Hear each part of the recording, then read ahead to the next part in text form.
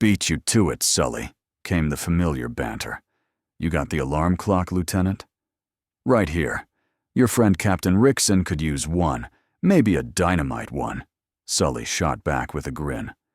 Stop for a moment and picture it.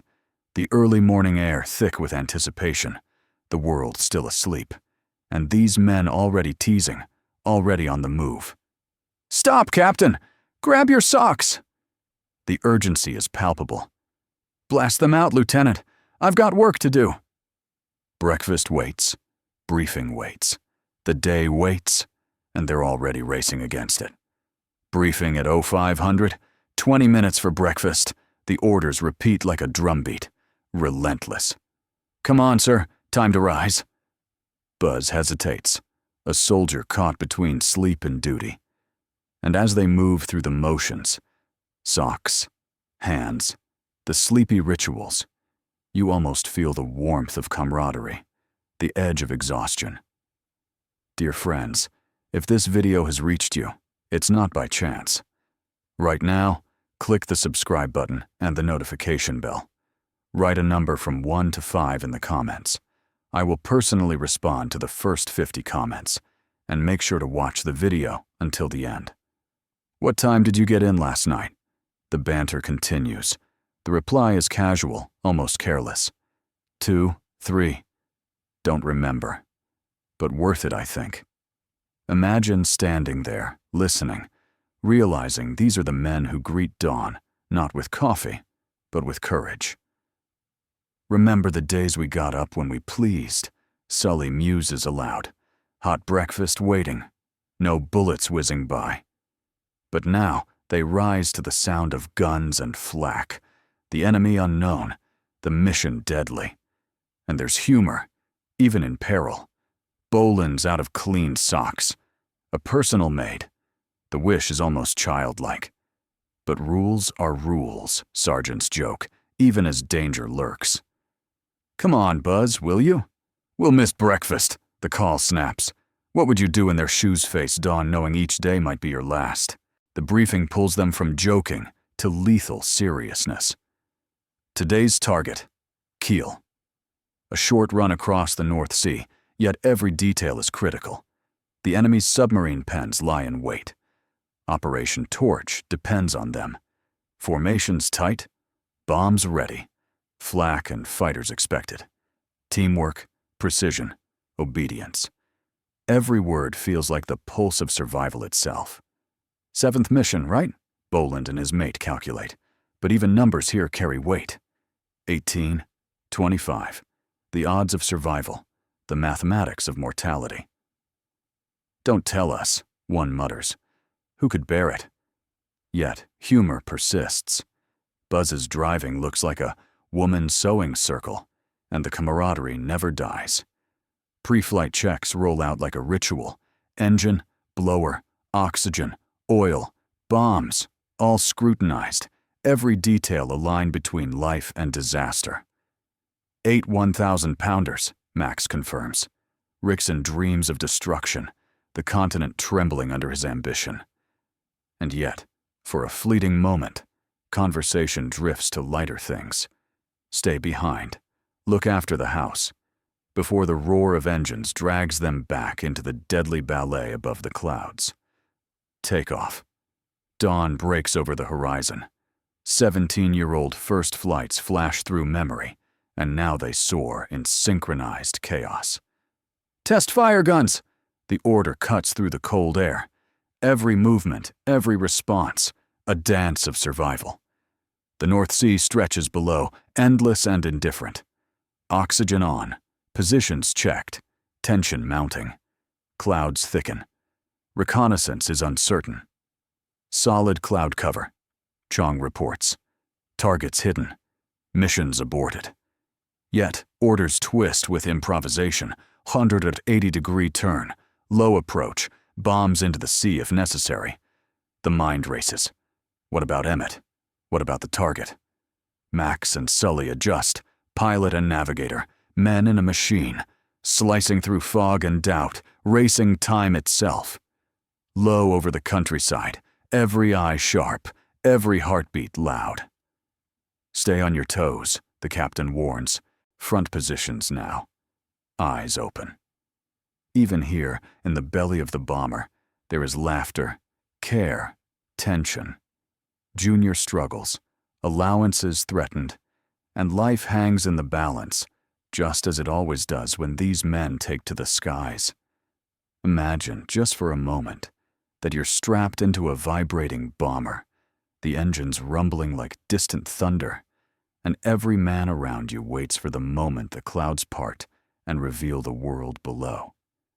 That's exactly where our crew finds itself as the mission begins. Once we've got visibility, I want our heading set straight for the IP. The order comes, sharp and decisive. What altitude are you planning on? Someone asks. About 9,000. 9,000? You can almost hear the tension tighten like a wire. Isn't that a little low for a bombing run, sir? They'll expect. Lynch, your job is navigation. Let me handle the flying. Behind them, the crew braces. Preen, everyone strapped in back there? All secure, sir. And with that, the aircraft surges forward. Altitude 8,500. Not a bad guess, the pilot replies. Warm up the autopilot. Right. Lynch, pick up the target.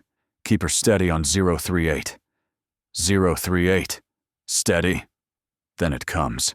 That pulse in the air. That question every man feels. What are we flying toward? You set, Max? Bring her around. She's yours now. There's your submarine pen. Bomb bay open. Hit them dead center. Dead center, Max echoes, locked in. Bombs away. But then, something goes wrong. Can't bring her back to you, boss?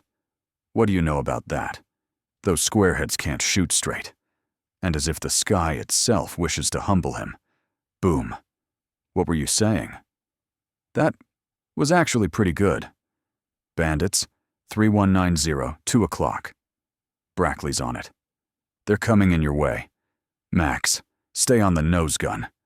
Copy? Bandit, 3 o'clock level. Max, incoming, 11 o'clock high. Junior, get him when he swings under you. A beat, a breath. Everyone okay? Just fine, Lieutenant. The Kraut never got in range. No complaints here. But trouble brews elsewhere. They must have hit Braddock, his #1 engine smoking. He's trying to blow out the fire. Why didn't he stay close? Debris flashes past. What was all that junk? Just proof these crates don't give you much room to bail out. The pilot snaps, voice flaring hotter than the engines. That won't happen to us, not while I'm flying this bucket. Then a call from below. Lieutenant, will you come down here? On my way. Buzz, someone mutters. Lose altitude. He's sick. Sick or scared? What's the difference? Just get us down. And somehow, they do. All right, everyone, snap out of it. You're alive. A voice rises weakly. My heart's still beating, Captain. A good sign, Anton. Take over. A debrief begins. Sharp, unforgiving. So, you fell behind in the turn? Yes, sir. I pushed maximum power and pulled up with the group. After you dropped your bombs? Yes, sir. And what exactly did you drop them on? The target, sir. The target? With solid cloud cover? We found an opening. 6/10 visibility. At what altitude? Around 9,000. 8,500, sir. The commanding officer studies him. Your hearing's excellent, isn't it, Rickson? Reactions, too. Probably the hottest pilot in the whole group.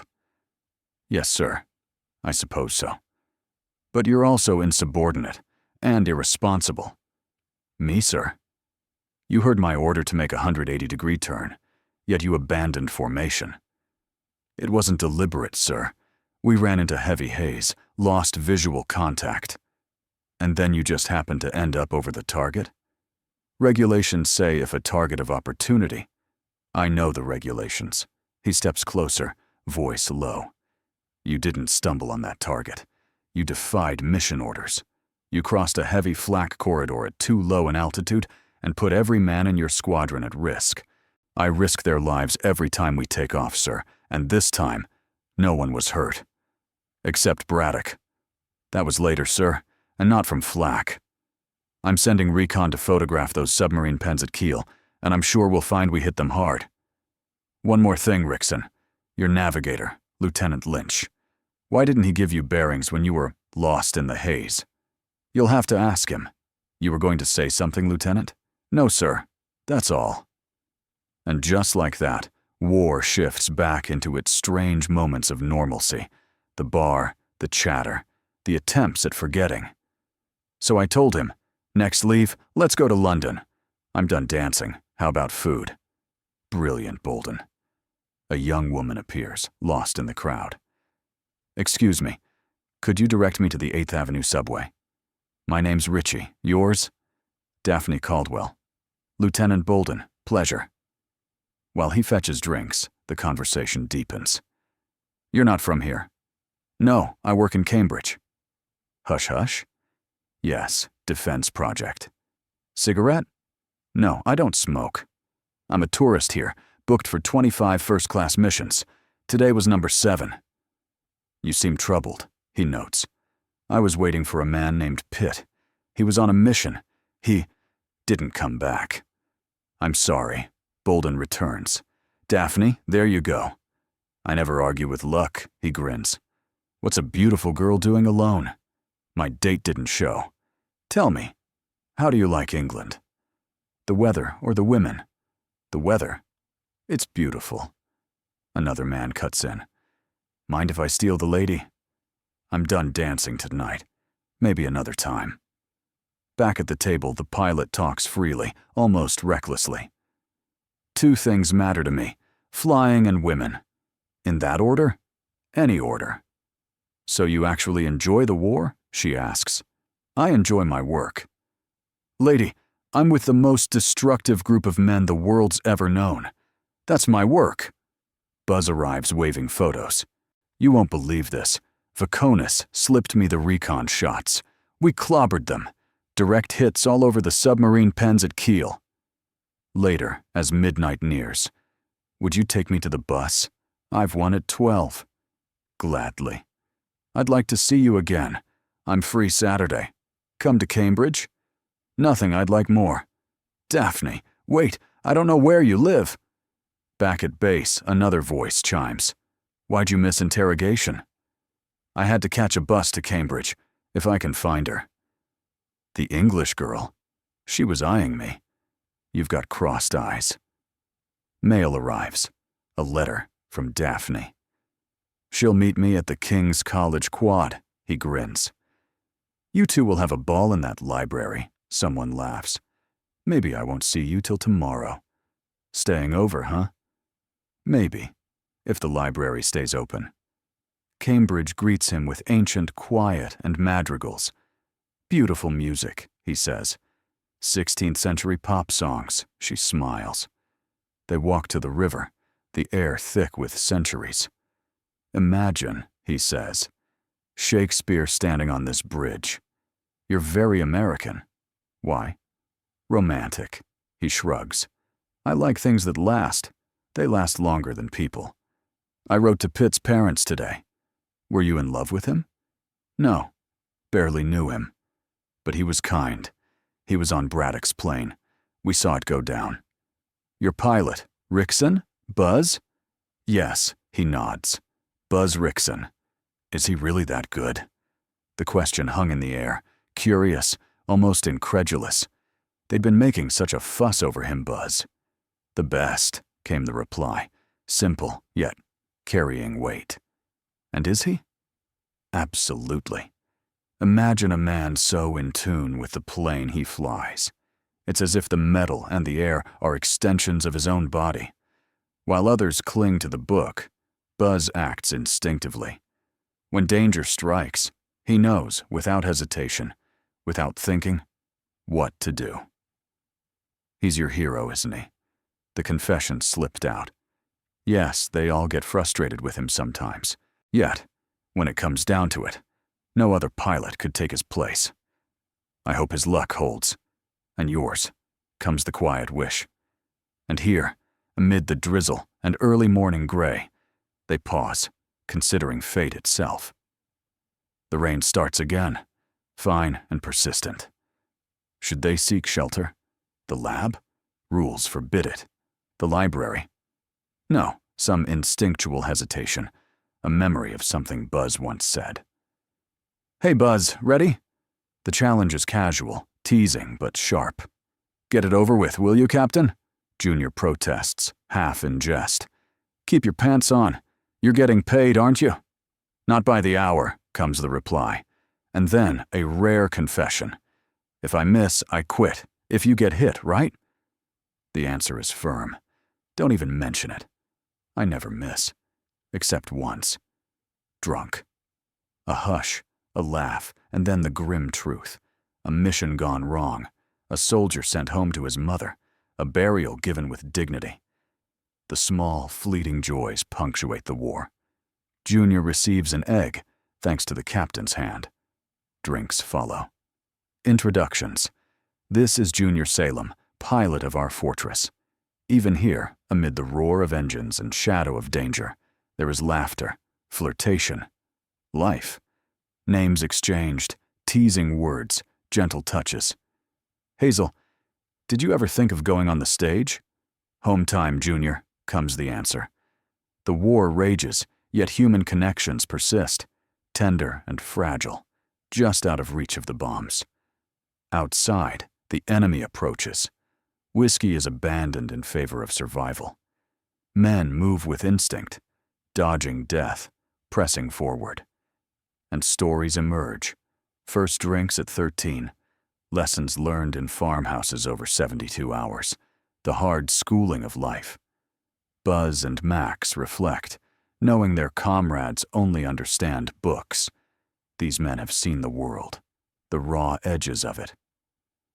"When you make a bomb big enough to kill Rickson, come back and blow up the world," Max jokes, but the undertone is steel. The memory of London's air raids lingers. Fathers lost, homes gone, hatred suppressed into survival. The questions come. Why Bath? Why this constant reflection on loss and danger? Memories of fleeting love, lessons in human hearts, all mingled with fear and humor. Names repeated in the air. Loved ones, lost loves, echoes of home. One mission, one air raid, remembered not for terror, but for life. Later, the mechanics of war reclaimed them. Landing cleared, missions tallied, propaganda leaflets versus bombs, reprimands, arguments over duty and disobedience. Buzz is a hero to his men and a tempest to authority. The officers debate transfer Lynch, manage Rickson, assess the balance between genius and recklessness, between heroism and chaos. The line is thin, razor thin. Yet these men fly on, aware that every decision might be the difference between life and death. Through it all, life insists itself into the edges.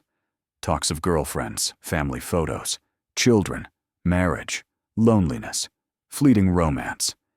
Each personal memory, a small rebellion against the enormity of war. The past mingles with the present. Rusty Miller, fallen paratrooper in North Africa, now a memory, now a lesson. And still, they prepare for the next mission, hearts pounding, planes roaring, destinies intertwined with steel, sky, and fate. "Do you like my hair like this?" she asks, almost shyly. "I like your hair in any form," he answers, with that soft smile of his. Then something heavier slips into the air, a truth she's been circling around. It's difficult to explain how I feel about Buzz and Rusty. Sometimes it seems they enjoy the fight itself more than the cause behind it. You can almost see her turn to you, the invisible listener. Have you ever known people like that, drawn to danger for its own sake? "You sound like Marty Lynch," he tells her. "You and Marty, you're the lucky ones. You don't love what you're doing, but you do it anyway, because you believe something good might come out of it." "I don't buy everything they tell us," she murmurs. "All that propaganda in the magazines. Keep the world safe for the Reader's Digest." "I know you don't," he says gently. But at least you're on the side of life. Is that enough? It's enough for me. A voice breaks in, playful and urgent. Darling Bo, if we don't eat now, we'll starve. A sudden commotion draws them, a battered plane limping in. Can you read the name? The House of Usher. Woodman. It's a miracle he's still airborne. Holes ripped through the fuselage, landing gear ruined. Belly landing. Oh. Lynch? Up front. Come see me later. The verdict comes quietly. He'll be buried in the American cemetery at Cambridge tomorrow. I'll arrange leave for you. What about his wife? She'll receive the usual telegram once the wheels of bureaucracy grind through. But I think she'd want to hear from you personally. Take 2 of these tonight, the doctor says. No thanks, Doc. That's an order. Sleep's the only medicine we've got. Given time, a man can even grow numb to death. Doc, doesn't the world ever make you want to throw up? He answers with weary wisdom. I consider war the absolute opposite of rational behavior. Marty had a lot to live for. Then he was probably more prepared to die than most of us. Is anyone ever ready? No, not a healthy man. He sighs. I'm sorry. I know it sounds like a cliché, but sometimes clichés are all we have. Bo, don't blame Rickson. Rickson built an image of himself that Marty didn't believe in. He had to push Lynch off the crew. Otherwise, that hard shell of his might crack open. Thanks, Doc. Get some sleep. They pack up Marty's things. We'll send the rest to his wife. As for the dog, I don't know. Come on, Sam. We could teach him to bite every sergeant on sight, someone jokes. Maybe toss in a colonel or 2. But the mood darkens fast. Put down that dog, Bo snaps. You couldn't even wait till he was buried before grabbing what you wanted. Max doesn't want him. Someone's got to look after the mutt. Not you. Put him down. All right. He's down. And don't touch Marty's things. Bolin, you're acting like a spoiled kid. This is a man's game. Men die flying planes in war. If you hadn't dumped him from our crew, he'd still be alive. Careful, Bolin. You might be the next one I drop. You think you're tough, don't you? Yes, I do. I'll help you pack his things. Life doesn't stop, even when grief lingers like smoke. How far now to London, Haberstroke? About 043 degrees west. 12 minutes if the train doesn't jump the rails. Late again. I'll miss the first act. Bo, what about you and Daphne? I don't mean the personal details. No plans. Maybe the Paris Club tomorrow night. A lively place, full of free French. Very free. One of the 4 freedoms, Parson. And they're our allies. Oh, certainly. The sandwiches come out. Mind if I steal one? Go ahead. You know, someone muses. When this miserable war ends, maybe I'll quit flying and join your business. You mean take holy orders? Well, I don't know about taking more orders, but I'd love to get up on a pulpit and let those sergeants have some proper brimstone. He wanders forward. I'm going to talk to the pilot. I've got rules about passengers riding up front on the engine. I make my own rules, Max. Back in the compartment. What's the point of wasting a 48-hour pass? We'll set up poker in London. Junior and I will have steak when we get home, once he stops losing. Don't be a sap, Junior. Don't give him your cash. I already did. But I'm not letting him keep it. And every leave it's the same. Broke and no dames. Dames again. You can't stash dames in a bank. And that's not where I intend to stash them. You've scrambled your brains upside down in that ball turret. Scrambled? Me? 2 kills, 3 probables, and more coming. Lieutenant? Yeah? Hot rumor. Big one coming up on Leipzig. You think we'll get it? Didn't you read the posters? Enemy ears are listening. Forget it. Enjoy London. And take care of Junior. He leans in, confiding. I guess Junior adopted me. Or I adopted him. Hard to tell. That's why I tell him I'm playing poker for a stake. Me and Junior in business someday. Because what am I supposed to tell him? That we're both scared? Poker keeps my mind off it. We've all got that problem. Yeah, but only 2 more to go. Just then, chaos, laughter, water sloshing. Buzz, turn out. We're going to take a bath. A reunion erupts. Is this the only newsstand? All the latest right here. I'm supposed to meet someone. There are 3 more down there and another upstairs. And then she appears, Daphne glowing with excitement. Darling, I've got a surprise. I borrowed my aunt's flat for the weekend. We'll be alone. I love you, Randall. A landlady answers a door. You must be from the swing shift. Wide awake at this hour, aren't you? How far is your place? 3 shillings by taxi. Cozy, comfortable, homey. I'll bet. Breakfast too. For those who behave and don't toss the furniture. You look the type. The type of what? A gentleman. Well, then you're wrong. I'm the type that throws the furniture. She huffs. I'm wasting my time. I have fans. He hands her money. Buy yourself a dress. And when you look in the mirror, call yourself Daphne. Oh, you Yanks. I'd turn the clock back 48 hours if I could, Daphne whispers later. So would I. You don't need to remind me. Did you come here as a kid? Every Friday with my aunt. Everything proper. What would she say now? Don't even mention it. She's doing his tie. You sound like a husband. I had an aunt like yours, Aunt Lila. Big house on Narragansett. I'd loaf around, take girls sailing, dig for clams. Wouldn't I love some now? That's cruel, she laughs. You know what that does to me. Do you ever wonder about us? She asks softly. Your tour's almost finished. I want the war over. That's all I let myself think. What you mean is you're going home soon. We're together now. It's been wonderful. Isn't that enough? Yes, I suppose. Then why so serious?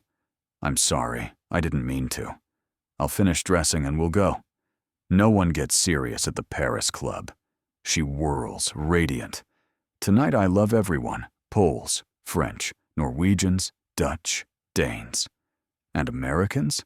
Especially Americans. Bless them for lending me both, even on short-term lease. Another drink? Please. I'll get it. A stranger steps in. Permit me, mademoiselle. My friend's bringing me one, she said, the faintest smile playing on her lips. Until he comes, he replied, watching her carefully.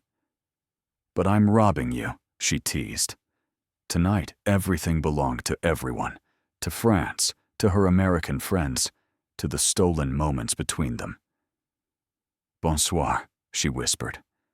Imagine being in that moment, the streets hushed, the laughter of distant cafes mingling with the soft rustle of leaves. And here they are, 2 hearts caught in the quiet chaos of war. Hello, he said. You know, I had an idea I'd find you here. No. Her single word was both a denial and a promise.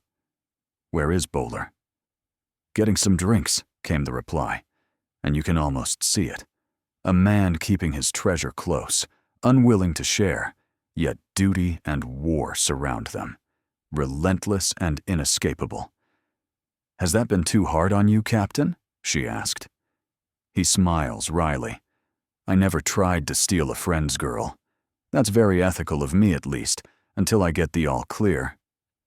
The conversation drifts, casual yet loaded. Boland's last mission is coming up his too, naturally. Staying here until the war ends?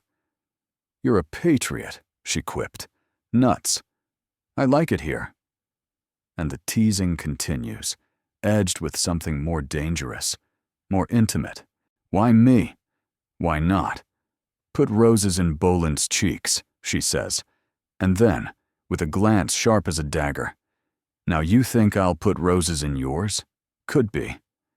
Hunting alone, keeping one's planned secret romance in wartime is always a strategic maneuver. Have you ever been in love, Captain? She asks, suddenly serious. In war, love is no longer a gentle affair. It's rapid, fleeting, combustible. You make love, he admits. The words are blunt, the truth unavoidable.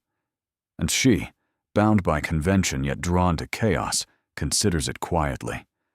Train time forces them toward reality. I'm taking Daphne home, he says, decisive. She protests, coy but willing. You two are beginning to act like you're married already, he observes. And as the taxi takes them through the dim, rain-slicked streets, there's a tension in the air. Desire and duty entangled. The world outside continuing its war-torn rhythm. The questions come, fear, longing, confessions whispered amid the hum of the city. I hate endings, she admits. And yet, the inevitability of separation looms. Leaves, furloughs, the endless march of conflict.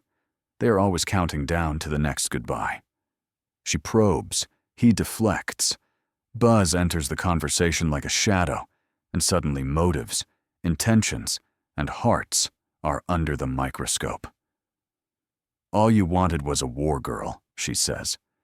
You probably got what you deserve, he replies, bittersweet, knowing truth and regret are inseparable. Moments later, the mission intrudes. Leipzig, the target, deeper in enemy territory than ever before. The largest synthetic oil refinery in Germany, its destruction vital to the Allied war effort. The briefing is crisp, methodical.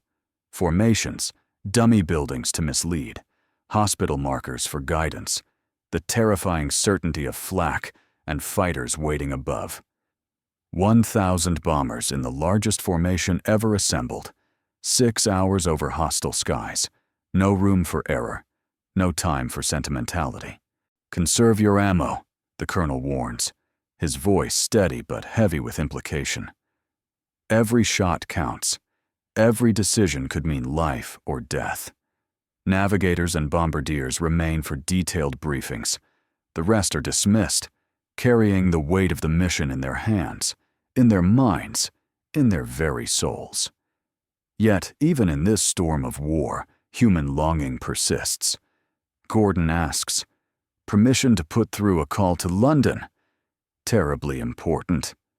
Personally. And the impossible rules of wartime bureaucracy collide with the fragile need for connection. Somewhere over the Dutch coast, near Amsterdam, the hum of engines and the roar of wind accompany their personal struggles, their whispered confessions, and the inescapable reality of duty. Questions remain unasked, duties unfulfilled, hearts tethered to love and war alike. And as the aircraft slices through gray clouds, the world beyond war fades into a narrow tunnel of focus, adrenaline, and inevitability. Yet the human heart remains, stubborn, defiant, alive. The pressure had checked out fine that morning, pre-flight routine, nothing unusual. But in the air, with the engine screaming and the wind clawing across the fuselage, doubt suddenly felt like a living thing. It was okay, huh? Someone muttered. Fatigue had carved lines into every face. War didn't age men slowly. It carved years in seconds. You're all tired, a gunner muttered. What's up, Junior? Came the call from above. Nothing, sir. Nothing? It's between Farr and me, sir. But in the cramped metal cage of a bomber, there were no secrets. Not for long. Bandits, someone snapped. About 25 o'clock high. Then the sky cracked open. Holy crow. The whole horizon swarmed with German fighters. They glittered like shards of black steel in the sunlight. Get cracking! All guns! Move! He's moving, watch him! The intercom exploded with chaos. 2 o'clock, 9 o'clock, coming in straight ahead, spiraling in from the blind spots, everywhere at once. The sky wasn't a sky anymore. It was a battlefield. They got Perkins. Junior, get out of there. The Spargle's coming your way. The turret whirled. The guns thudded. Sweat and smoke and fear churned together. Captain, drop your right wing a second, he's just sitting there. Buzz responded with icy precision. For him, danger was an equation. It was as easy as pie, he said, breath steady. You didn't give us a chance. Want to rest and let me take over? Bowler asked. Don't count me out yet. But luck was thinning. Someone had lost their rabbit's foot, and they all felt it. Just north of Castle, a voice called. 40 minutes to target. A rough 40 minutes. Then, she's hit! Feather number 1! Feather number 1! Amisrad's voice came sharp. 16 minutes to IP. The formation was approaching the turning point. No room for error. All right, Max, ready to take over? 15 minutes out, sir. Look at those flashes. They must have cannons 6 o'clock. 6 more at 6 o'clock. 1 more at 7 o'clock high. Emmett was gone. Another empty seat in the formation. Smoke drifted from the bomb bay. Bragg cursed as pain seared through his hand. It's nothing. I can shoot with the other. Let me bandage you first, someone insisted. We're at the IP. 5 minutes to target. Take over, Max. The flak thickened into a black storm. 2 minutes. Heavy flak ahead. Bomb doors open. Bombs away. Then silence, short, eerie, unnatural. Buzz took the controls back. Let's go home. But fate wasn't done. Red light. Check the bomb bay. The answer came back like a death sentence. Bomb bay doors jammed halfway. 1 bomb still hung up. What? It's live, sir. All eyes went to Max. See if you can get that fuse out. Minutes stretched into lifetimes. But at last, the fuse is set. I can't make it. We'll have to ride with it, and land with it. No one spoke. Then, take Junior's place in the turret. That's an order. Junior was bleeding badly. Too badly. We're losing altitude. Number 3 is cutting out. How far to base? 40 minutes. We're dropping 50 feet a minute. We won't make it. We'll make it, Buzz snapped. Buzz, the brakes are out. There's a bomb in the bay. We can't ditch. We'll make it. But the channel rose beneath them, cold and merciless. The crew exchanged glances, the kind men give when life stops being theoretical. Why don't we call air-sea rescue? Someone whispered. I'm still giving the orders, Buzz roared. We're under 1,500 feet. We won't clear the cliffs. Bowler's voice rose, finally breaking. You'll show them. That's all you ever think about. There are 600 men on this plane, and they're not dying so you can be a hero. Afraid to die, Boland? You're damned right I am, but you're scared to live. A beat. Then, make the call, Boland. The words tasted like defeat and salvation. Mayday, Mayday, Mayday. This is Zebra 1, rescue answered. Their lifeline. The plane shuddered. The green light failed. More gear went overboard. Anything to lighten her. Buzz's voice softened, almost human. About Daphne. She beat me, Boland. Beat me right to the ground. Bowler didn't answer. Think the meek will inherit the earth? Buzz asked. How would I know? There's your boat. 600 feet. Jump close together, Boland ordered. Bragg, you're last. They leapt one by one into the gray, churning sea. Time slowed. Buzz, time to jump. Put her on autopilot. Where's your chute? Silence. All right. All right, baby, Buzz whispered to the plane. We're alone now. We're gonna make it. The bomber dipped, engines coughing. Steel kissed the water. Then, it was over. He wouldn't get off the plane, someone said softly. That's what he always wanted. And when she arrived, Daphne, breathless, terrified, clinging. Darling, she whispered, I'm so glad you're here.